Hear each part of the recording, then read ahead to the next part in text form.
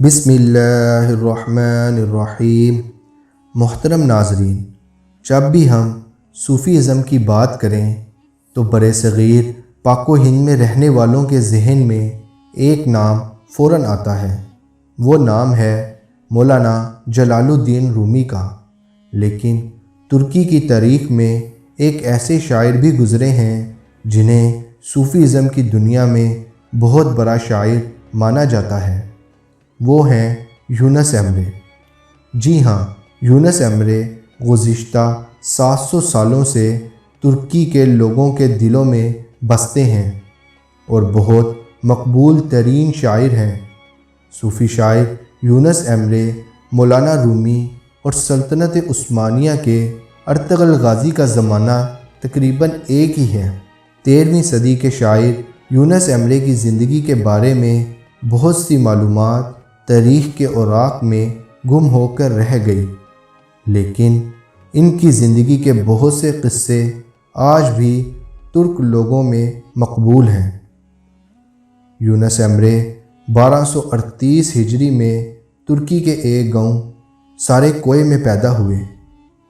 آپ کے والد ایک غریب کسان تھے اور کھیتوں میں ہل چلا کر آپ کا گزر بسر ہوتا تھا۔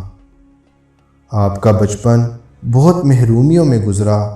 کہا جاتا ہے کہ جب یونس ابھی بچے ہی تھے تو اناطولیہ میں پڑھنے والے سخت ترین قحط نے یونس ایمرے اور ان کے خاندان کو بہت زیادہ متاثر کر دیا۔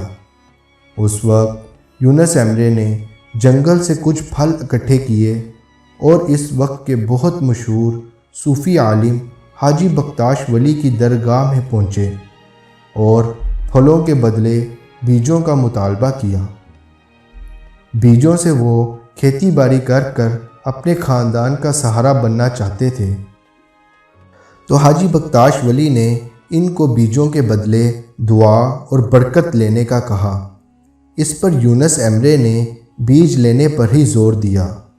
چنانچہ آپ بیج لے کر جا رہے تھے تو راستے میں ہی خیال ہوا کہ بیج لے کر غلطی کر دی، اور فوراً واپس ہوئے اور آ کر حاجی بختاش ولی سے گزارش کی کہ مجھے اپنی سرپرستی میں لے لیں۔ تو حاجی بختاش ولی نے ان کو ایک عالم دین تابتوک ایمرے کے پاس بھیج دیا، اور پھر یونس ایمرے نے اپنی زندگی کے 40 سال تابتوک ایمرے کی شاگردی میں گزار دیے، اور پھر آپ کی شادی بھی تابتوک ایمرے کی بیٹی سے ہی ہوئی۔ آپ کو علم تفسیر، علم حدیث، علم فقہ اور فلسفے کے ساتھ ساتھ عربی اور فارسی زبان پر مکمل عبور حاصل تھا۔ اس دوران آپ اناطولیہ کے ایک شہر نالہان میں قاضی کے مرتبے پر بھی فائز رہے اور اپنے عدل و انصاف کی وجہ سے کافی مقبولیت حاصل کر لی۔ یونس ایمرے کی مقبولیت کی ایک اور بڑی وجہ یہ بھی تھی کہ اس دور کے ادب میں فارسی اور عربی زبان کا استعمال زیادہ کیا جاتا تھا، جس کی وجہ سے اناطولیہ میں رہنے والے عام ترک لوگ اسے سمجھنے سے قاصر تھے۔ یونس ایمرے وہ پہلے ترک صوفی شاعر تھے جنہوں نے اپنی شاعری کے لیے آسان ترک زبان کا انتخاب کیا، جس کی وجہ سے ان کا پیغام عام عوام کے دلوں میں براہ راست اترا۔ اس وجہ سے وہ لوگوں کے محبوب شاعر بن گئے۔ آپ انتہائی خوش اخلاق اور شیریں گفتار تھے کہ جو بھی آپ کی باتیں سنتا آپ کا گرویدہ ہو جاتا۔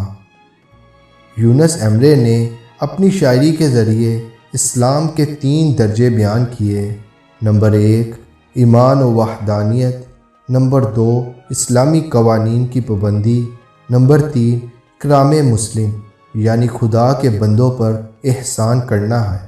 یاد رہے، یونس ایمرے نے تحریری طور پر کوئی بھی اثاثہ نہیں چھوڑا، لیکن پھر بھی ان کا کلام تقریباً 780 سال گزرنے کے باوجود سینہ بسینہ چلا آ رہا ہے۔ لہٰذا سارے کوئے سے طلوع ہونے والا علم و عشق کا یہ سمندر 1320 ہجری میں ہمیشہ کے لیے غروب ہو گیا۔ یونس ایمرے کے مدفن کا یقینی علم تو نہیں ہے، لیکن غالب امکان یہی ہے کہ آپ کی تدفین سارے کوئے میں ہوئی۔ یونس ایمرے کا مزار جہاں بھی واقع ہو، لیکن ترک لوگ آپ کی وفات کے 700 سال گزرنے کے باوجود آپ کو اپنے قریب سمجھتے ہیں۔ امید ہے آپ لوگوں کو کلمہ ٹی وی کی ویڈیو پسند آئی ہوگی۔ ویڈیو کو لائک کریں اور دوسروں کے ساتھ شیئر کریں۔ جزاک اللہ۔ اور اگر ابھی تک کلمہ ٹی وی کو سبسکرائب نہیں کیا تو سبسکرائب کریں اور بیل آئیکن کو لازمی دبائیں تاکہ ہر نئی آنے والی ویڈیو آپ تک پہنچ سکے۔